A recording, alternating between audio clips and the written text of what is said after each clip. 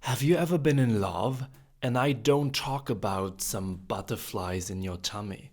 I speak about tremendously wanting the other person to be in your life, fantasizing about a bright future with them as your loving partner. You just can't stop thinking about them and wait for the next text message popping up on your phone screen. This is not healthy. This is obsessive infatuation. But no worries, you can let go these strong feelings. Today, we will find out what that sensation of obsessive limerence actually is. You will understand why many of us, especially if we experience childhood trauma, feel limerent over and over again. And you will learn how to finally let go limerence and obsessive romantic infatuation. I believe this episode will appeal to a lot of people out there, and letting limerence go can help you to live a more independent and free life in the future. Welcome to today's episode. My name is Robert, and today we talk about how you can learn to let go obsessive romantic infatuation and limerence. And disclaimer up front, I'm not a health professional, and the content in this video are not to be understood as therapeutic medical instruction or advice. And everything I say here is based on research, my work with therapists, or personal experience. Also, if you still didn't know, I've created a free workbook that helps you to understand and re-regulate symptoms of complex childhood post-traumatic stress disorder. I have some special therapeutic techniques that I've collected over my past years of working with various therapists, which I wrote down in that workbook. Also, the best writing techniques to clear your mind and re-regulate your nervous system. I am also thinking about creating a more advanced community platform with school in the future. I will let you know when that project goes online. But if you want to download the workbook, go now to understandable-podcast.com. You can download it for free. I also put the link in the description, as well as every other link of resources we talk about today. And now let's get started with the first main question: what is limerence? If we talk about that term, limerence or obsessive infatuation, some of you might have already heard about it. Some of you have absolutely no idea what it is. For me, it was also kind of a new term when I did the research. I think like 1 year ago, I came across the term of infatuation. And this is when I made a first episode about that topic. And limerence is a pretty similar term. It's a bit more specific. And when we have a look at what you find as official definitions on the internet, you find something like limerence is a state of mind which results from romantic feelings for another person and typically includes intrusive, melancholic thoughts or tragic concerns for the object of one's affections, as well as a desire to form or maintain a relationship with the object of love and to have one's feelings reciprocated. Now, Nick Hayes, for example, describes limerence as a kind of infatuated, all-absorbing passion, the type of love Dante, for example, felt towards Beatrice, or that of Romeo and Juliet. It is this unfulfilled, intense longing for the other person which defines limerence, where the individual becomes more or less obsessed by that person and spends much of their lifetime fantasizing about them. Good. What we heard about limerence so far is, on the one hand, the obsessive character and on the other hand, the fantasies that are within our head. I think those two components are the main things that we have to know about limerence. Good. When you hear those kind of things, also Romeo and Juliet, well, you could think limerence, infatuation, that sounds like having a crush on someone, right? But the difference is, and I want to underline that again, having a crush on someone it's even nice. It's a beautiful thing. It's the butterflies in your tummy. Great. Limerence, obsessive infatuation, on the other hand, have this really obsessive character that completely fills you up, that infiltrates your mind, your thoughts, your emotions. Now, when you want to identify, is it limerence? Is it just a crush? Is it some state of infatuation? Here's some signs how obsessive infatuation and limerence can actually show up.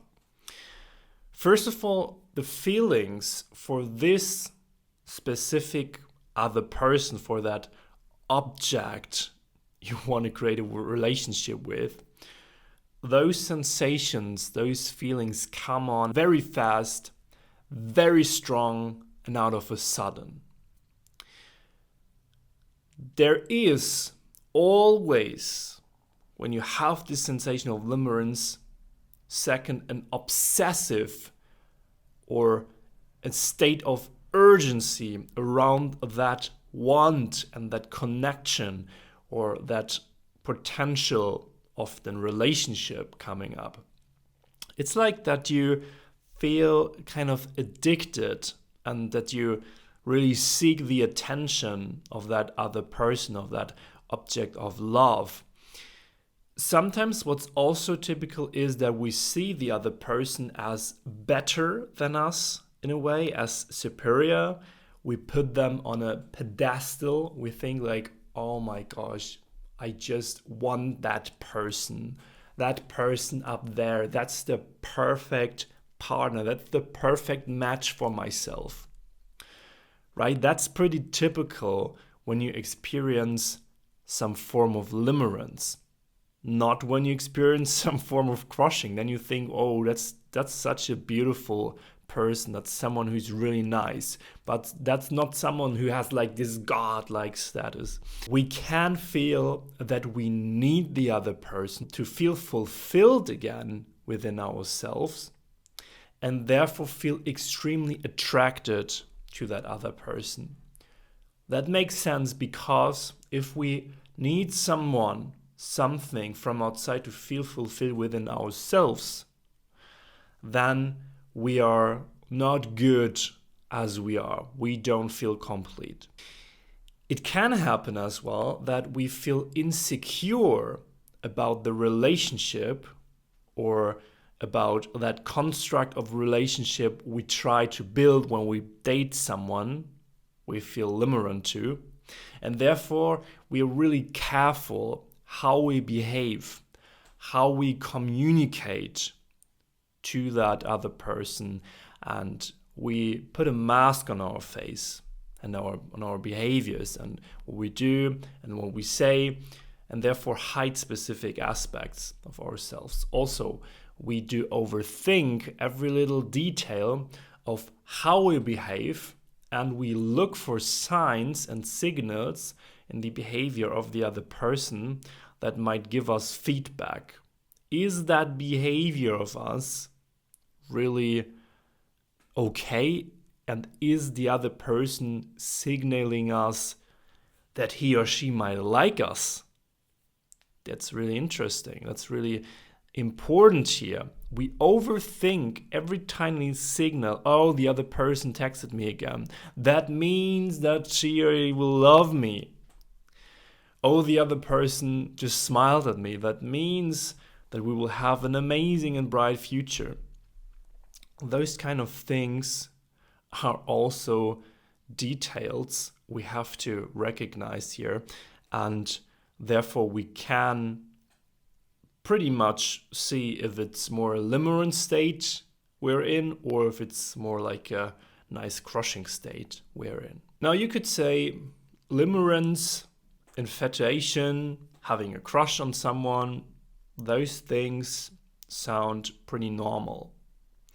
What is the exact issue with obsessive limerence and infatuation here? While having a healthy desire for someone, being limerent means that you are more in love with the picture or the vision you have about that person, that object of love in your mind, than about the actual person. That is a common thing, and I've talked about that a lot with my first therapist as well. What you do is prioritizing a fantasy relationship with someone in your head over the real relationship that you might have with someone. An example is, and maybe you have experienced that before, your partner or someone you are dating can be a friend as well. Sometimes we have that in friendships. Is doing or wanting something that is not complying to the version of the person you have in your mind. Okay. Now, examples of emotions you might feel now are that you become disappointed.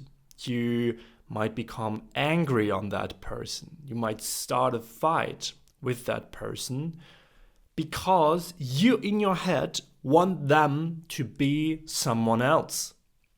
Another example is that you won't support that person to become a new version of themselves, or you don't want them to change or develop, and you're not willing to learn new things about them because you are afraid that this person is changing, might not love you then anymore, and therefore your expectations and the vision you have in your mind of that person gets destroyed. Now, instead, while being in a true connection within a healthy relationship with that person, in an ideal world, of course, we don't live in that perfect ideal world, but just suppose it's the ideal world, you would just take them as they are, whatever they do, completely detached from the idea you have in your head about them. So when limerence happens, the idea you have of someone and the idea of how you want this person to be and how you want this person to make you feel overrides the reality of the relationship with that person. That is the actual problem. You have this idea in your mind, you have all these expectations about the person in your mind, and the reality actually looks a little different, and therefore you get triggered or you feel anxiety within yourself that this vision, this imagination, this idea of the person you have in your head gets destroyed. And why is that? This is what we talk about now.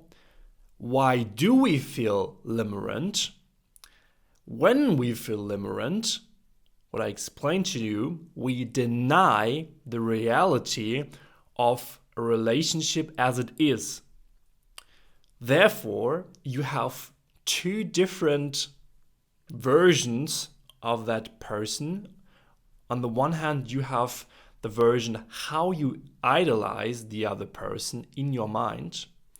Let's say you imagine such a beautiful, bright future with the person. You might get married.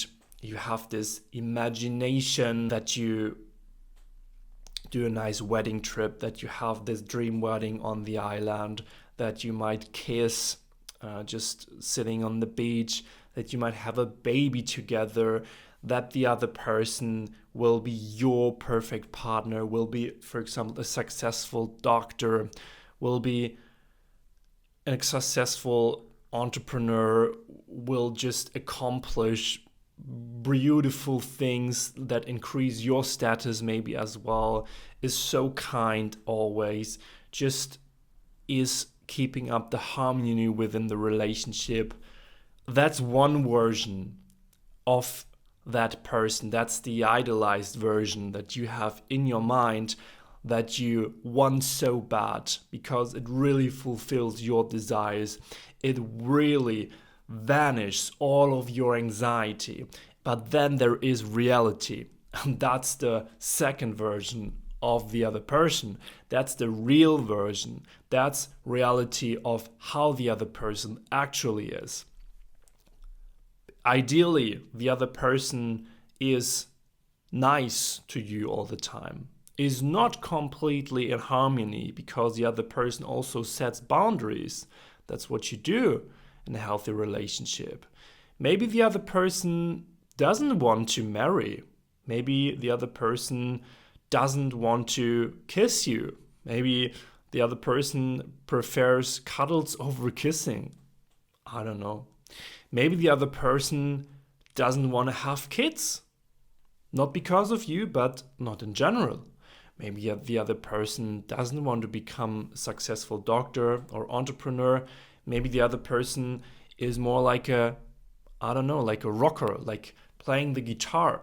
Maybe the other person is not completely creating a loving, kind, and harmonious relationship with you, but maybe the other person is also sometimes aggressive, is sometimes maybe upset, is sometimes crying, and the relationship is not as perfect with that person as you would imagine.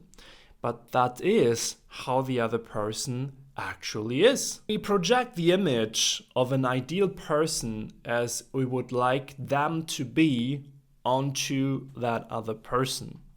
And in doing so, we create a mirror of our own ideal image, which we obsessively cling to. This is what we do, right? We have that image in our head, mirror that to the other person. Now we have the perfect illusion. Our brain obviously needs something here. That's the interesting point, that is trying to fulfill through the limerence object, now through the other person. And I said that before, your brain might have deep down some saved desires, some deep anxieties, and you are using for your brain the other person to fulfill those deep desires and to let go or override those deep anxieties. We had this image in the other episode about codependency, which I will link you also up here. And that is what actually happens here. Now, limerence is definitely a state of obsessive codependency. And what you're doing is you're trying to fill a hole using the other person. You have something like love, validation, closeness, harmony, something like this is what you get from the other person to fulfill things like emptiness, a loss of your own identity, shame, anxieties, deep down. What you also do is you might also use limerence in a way to self-regulate. And often there is this deep desire, there is this deep anxiety, something we really long for, or something we wish that never happens to us.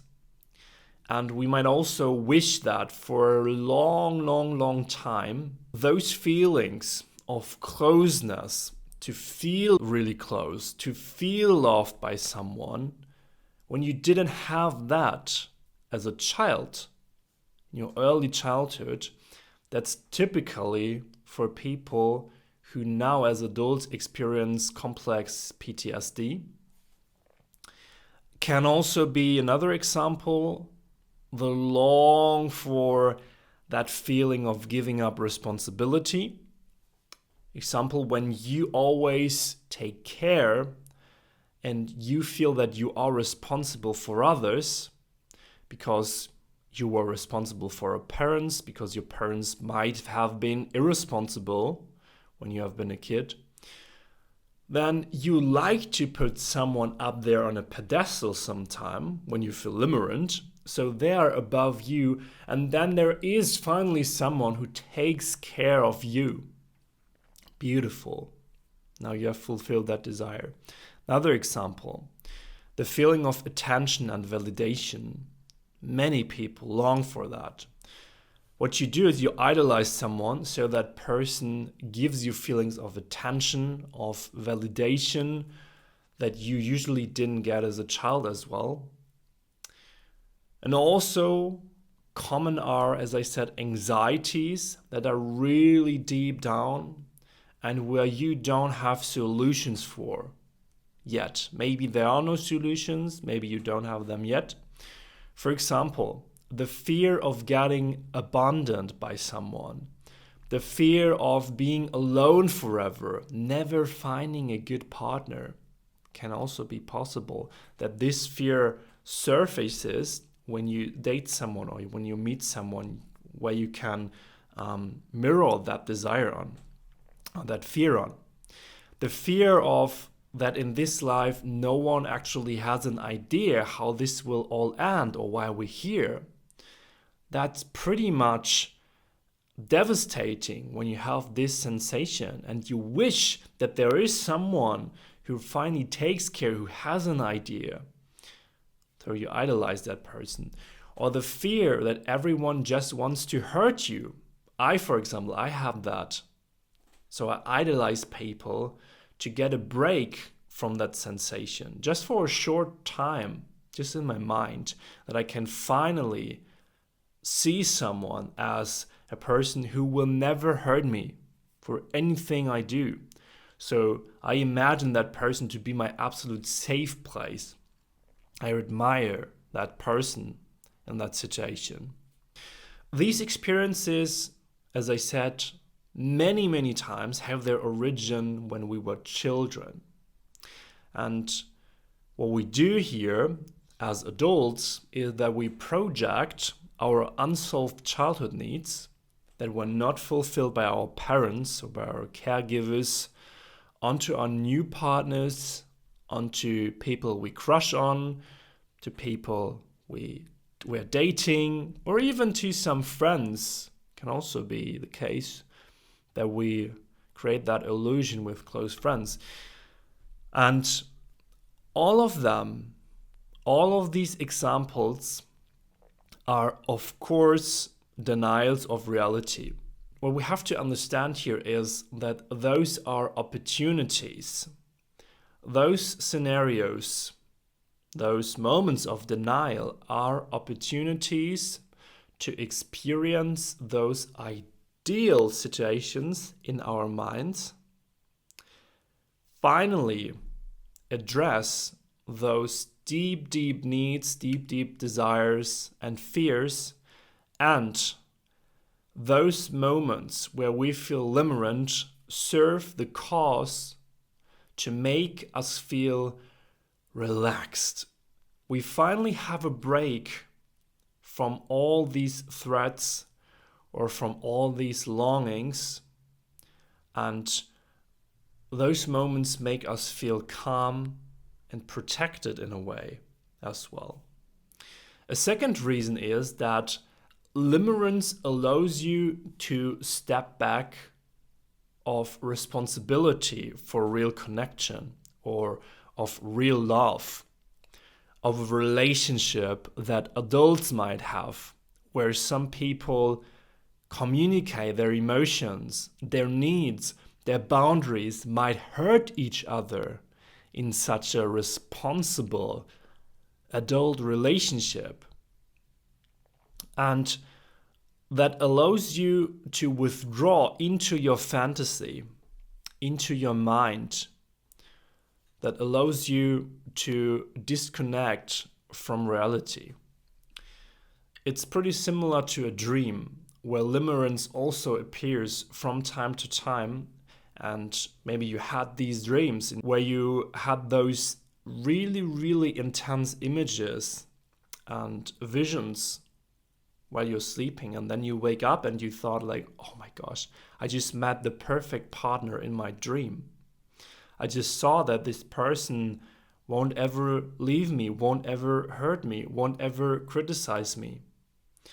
And then you have this sensation in your body through the whole day or even the next day, or you think about it for a week, and you really experience some form of dream state limerence here. That's the same thing. And that's a really good metaphor or really good explanation that those things, those limerent visions and sensations, they happen within your mind. Those are films, visions, creations of your subconscious that are created to address your deepest desires, fears, and needs. But they're something else than reality. They're not real, they're illusions in your mind. And as soon as we stop projecting them onto our partners, our friends, people we're dating, as soon as we stop that, we are relieved from them. Now, if you're still unsure, I want to talk about how you can recognize if it's actually a sensation of limerence, of obsessive infatuation, or is it a true connecting feeling that you feel for someone? The first topic we can talk about is the question if it's, for example, like a sub-level, is it sexual attraction or is it obsessive limerence? Because sexual desires, those kind of things are also a huge part of that topic of limerence and attraction. Now, while limerence appears to be mainly in your head when you have this crazy obsession for someone, that sensation in your head makes you feel like you're in a tunnel. You're laser focused on that other person. You are super aroused. You're wanting to send 30 text messages in a row. That is what limerence actually is about. On the other hand, sexual desire is more of a grounding and calm sensation that makes you feel really powerful.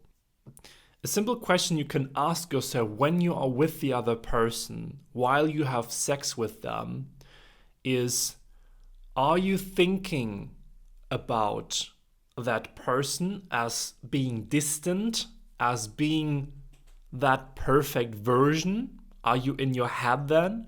Or are you truly connected in that calm, strong energy, in that sexual attraction energy with the other person?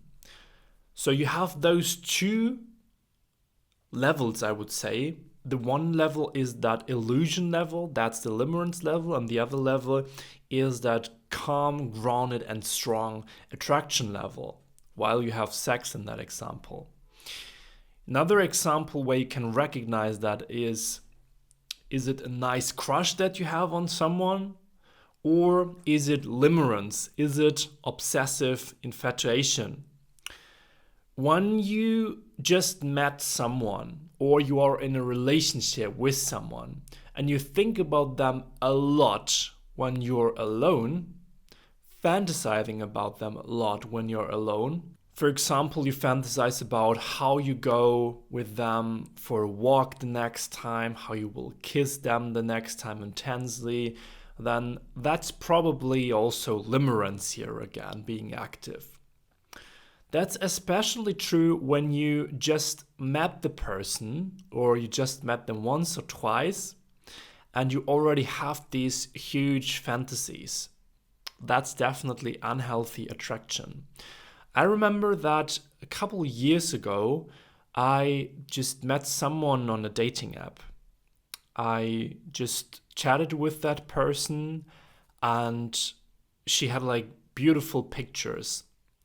And I just created, over the time we were chatting, this fantasy in my head that she will look the perfect way, that she will be the perfect match in a way. And when we decided to meet one day, the days before, I just couldn't sleep.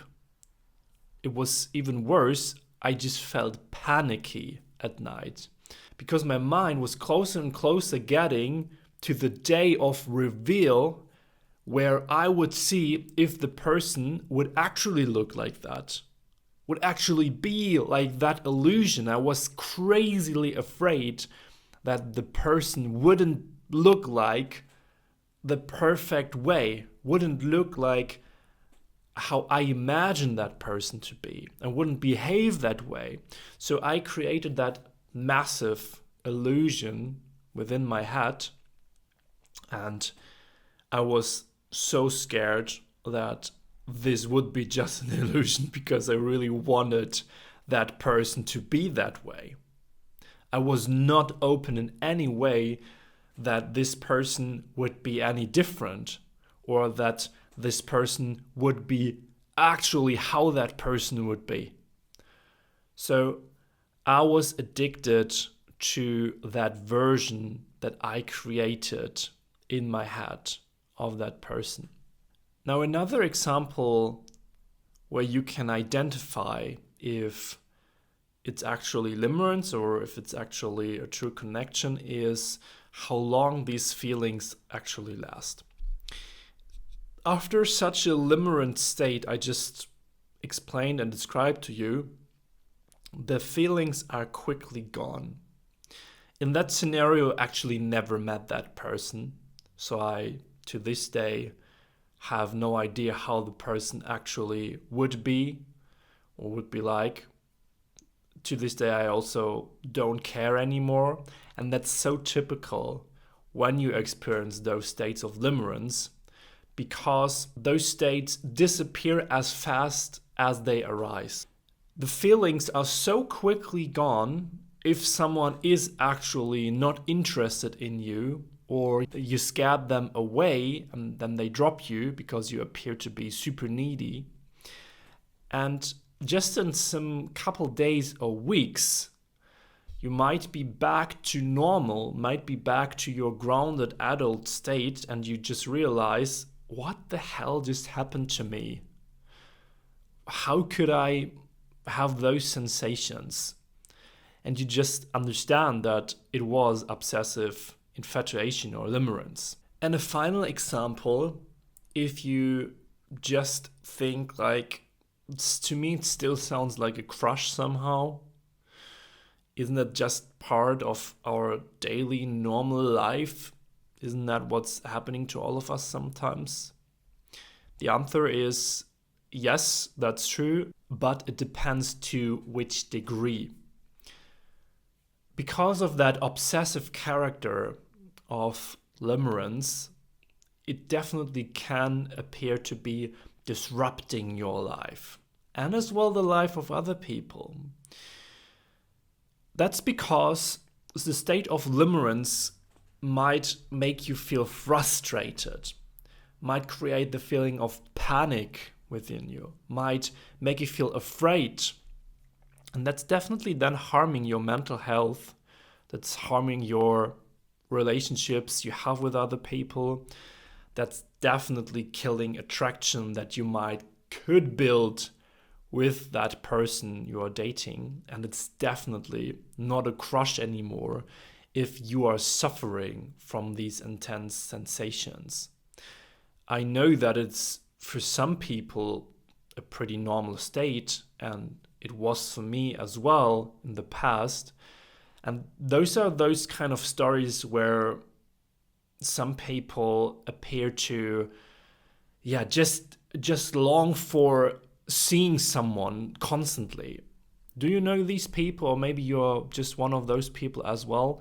When you date someone, when you see someone and you feel so attracted to that person from one day to another that you scare that person away, And instead of thinking and reflecting about your behavior, you just look for another object of love where you can project this perfect illusion and your whole to be fulfilled by that person. You look for the next one, the next one, and the next one to make you finally feel fulfilled. That is active limerence going on there. And it's also, I have to admit that, it's a bit disrespectful towards the other person. Why is that? Because you do not appreciate the other person for whom they are.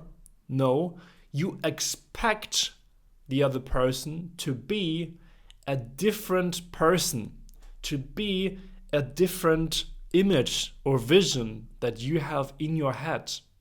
And that's even before you gave them the chance to be themselves and to connect with you on a true inner sensational level. From an authentic place, you don't allow them to do that because from the beginning, you're already in that mode of expectations and you bring a ton of them to them. This behavior could also make you feel frustrated, can make you feel upset and you're angry on them. If you're always angry on people you're dating because they are not appearing as you would like them to be appearing, then this is what's actually happening there. Now the big question now is, what is the solution for this dilemma of limerence? How you can free yourself from these illusions and expectations you might come up with when you meet someone. Freeing yourself from limerence actually means freeing yourself from expectations. And this is by far one of the most difficult things we as humans can do. That's such an easy solution here. No, honestly. Freeing yourself from expectations helps a lot, and I explain you why that is. Again, if we would live in a perfect world where you could just free yourself from all expectations and meet the other person on a level of authenticity, then this would look like this. You would express your true sensations towards that person, right? For example, if a good friend spends an afternoon with you while you are sad, while you are upset, and this good friend helps you to calm down, you could say, "Thank you so much for spending time with me, for talking with me. I feel so thankful. I feel so happy. I feel so connected to you. You created that sensation of calmness within me because you were there for me." Now, your friend was there for you that day, but you cannot expect him or her to be there for you every day. Of course, that would be nice, and most of the times, if you have great friends, if you have a great partner, then that's the case probably. But reality is that sometimes they can't be there for you, and that's totally okay because they are somewhere else on the planet. They just can't phone with you, or someone in their lives, for example, died or anything major happened. Now, that is a normal interaction, a healthy interaction between you and the friend, because you express your feelings, that you're happy, how the interaction made you feel. But when it comes to limerence, that could be really interesting here. Because if you self-reflect on what you are really feeling towards that other person and why you would feel this way, that could be actually hilarious.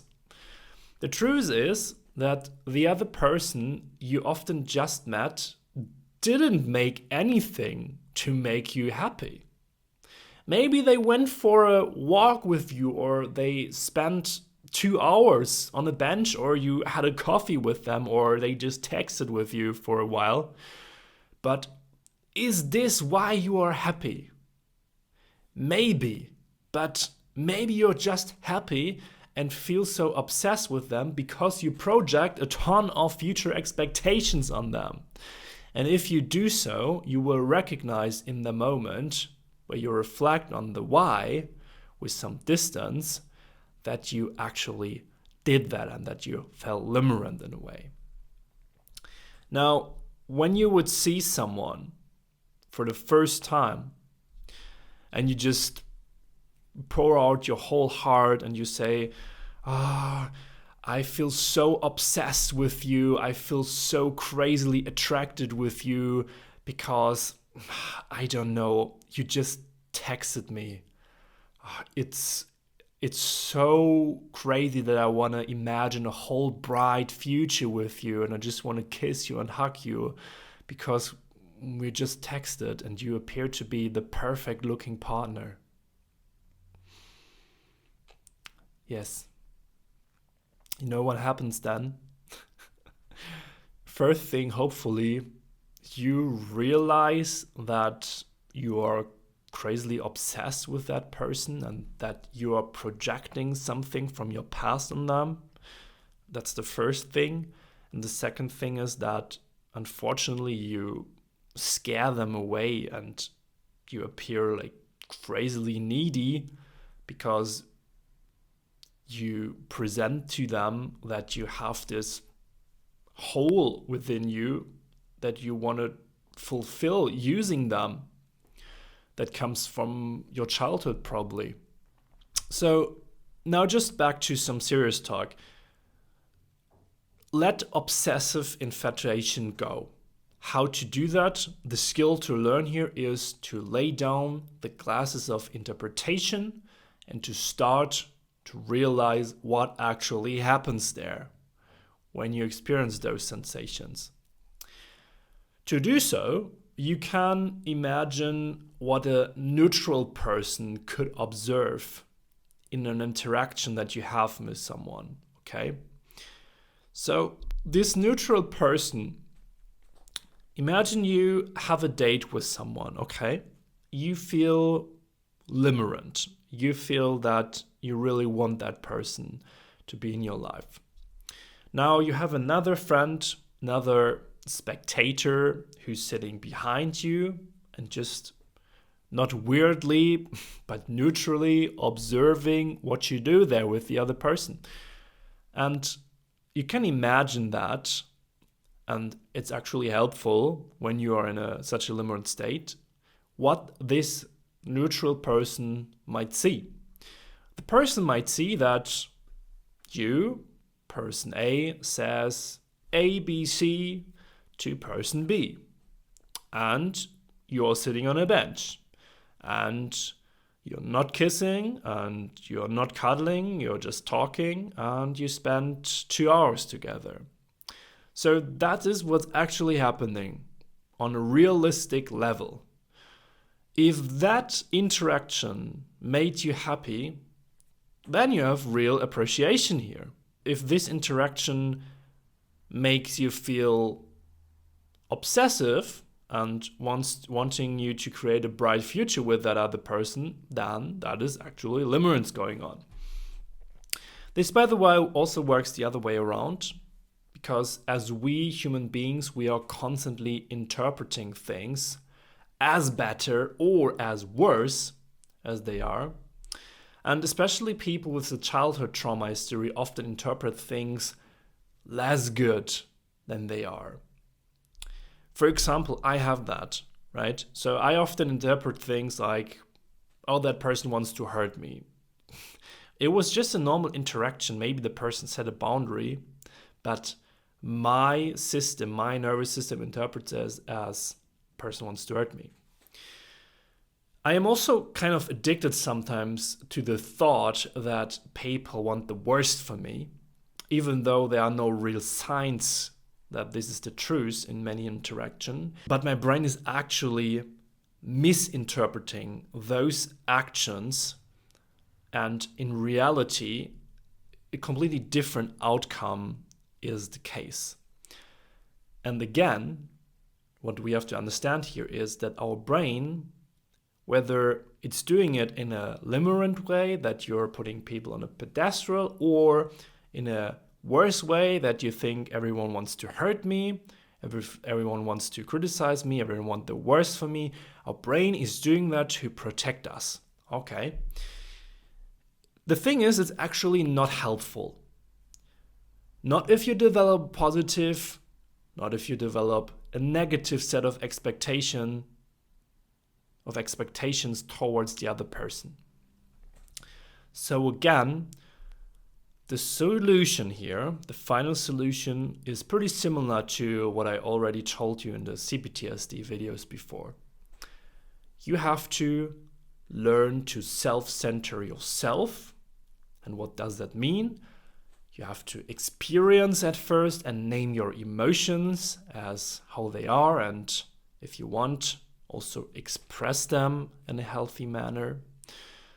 You have to learn what your needs actually are, which needs you might have, also when you are with someone, not just when you're alone. And at latest, when it comes to your boundaries, you will 100% realize that you're in the limerent state if you're actually in the limerent state, and that you are disconnected from yourself, because there is absolutely no way that you might express your emotions, needs, and boundaries in a healthy way while feeling obsessive limerence. It's absolutely not possible. If you experience, that's a super clear sign that you're not setting boundaries anymore, or that you're losing your sense for your needs and boundaries and emotions when you're with someone, and at the same time you feel obsessive attraction, that's 100% clear sign for limerence here. Solution is to learn to reconnect with yourself. And when you want to start that right now, then I recommend you downloading our free workbook at understandable-podcast.com. We have already the emotional wheel in the workbook. You can print it out and then just start to identify which emotions am I actually feeling right now. Again, I also plan a community platform on School in the future, so definitely let me know if that would be helpful for you to finally learn how to reconnect with your emotions, with your boundaries, with your needs in a better way. And some final thoughts from my side to finally summarize that. What you have to understand is to separate fantasy and reality. This is the actual true solution in the ideal world, of course. And free yourself from the expectations from another person. I think it's so much easier said than done if you hear this for the first times, and same for me. But actually, the truth is, if you practice sticking with yourself, learning to stay with your own emotions, with your own needs and boundaries, you become more and more grounded within yourself, and therefore develop a way bigger sense of yourself. And then you automatically disconnect yourself from this sensation of limerence, because you create some distance, because you don't need it anymore. You are fulfilled from inside and not from the other person, so you don't need that from outside. And then you can connect with other people on a true, authentic, inner connectional level. Leave me a comment below if you actually deal with limerence. What do you think about obsessive infatuation? Have you learned strategies and skills to let these go? If you want to support the podcast, definitely leave me a 5-star review on Apple Podcasts, Spotify, or subscribe to the podcast here on YouTube. And I see and speak to you in the next episode. Have a great day.